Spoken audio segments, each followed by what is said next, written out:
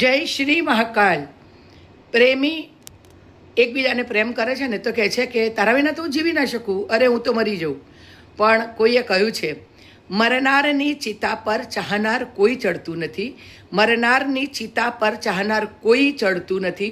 હું મરીશ કહે છે, હું મરીશ કહે છે, પણ પાછળથી કોઈ મરતું નથી. અરે મરવાની તો શું વાત કરીએ, એની રાખને પણ અડતું નથી.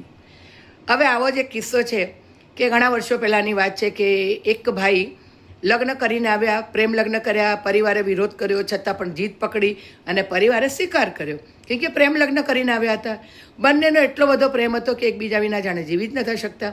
એકવાર એ ભાઈને મુંબઈ જવાનું થયું નોકરીના કામથી, તો પત્નીએ કહ્યું હું પણ જોડે આવું, તો કે ના હું ના લઈ જઈ શકું, તો કે ના હું તમારા વિના કઈ રીતે રહીશ. તો એ ના લઈ જઈ શક્યા. તો આવું ના કરવું જોઈએ સમાજમાં, પણ એમને પોતાનો જીવ આપી દીધો પત્નીએ. ત્યાંથી આવ્યા એ ભાઈ, એ ખૂબ જ દુઃખી થયા. પછી 2-3 વર્ષ વીત્યા એટલે પરિવારે કીધું તું બીજે લગ્ન કર લે, એને ભૂલી જાય. તો કે ના હું એને ભૂલી શકતો નથી. સમય વીતતો ગયો, સમય વીતતો ગયો, સમય થઈ ગયો. અને પછી અચાનક જ એમનું પરિવાર મને રસ્તામાં મળ્યું. મેં કીધું એ ભાઈના શું સમાચાર છે? તો કે લવ મેરેજ કરીને આવ્યો છે, એક નોકરી કરતી હતી ને એની જોડે, એની સાથે લગ્ન એને કરી લીધા છે, બંનેને પ્રેમ લગ્ન થયા છે. અરે ભાઈ કળયુગ છે, પ્રેમ કરો તો પરમાત્માને કરો, આપઘાત કરવાની જરૂર નથી. જય શ્રી મહાકાલ.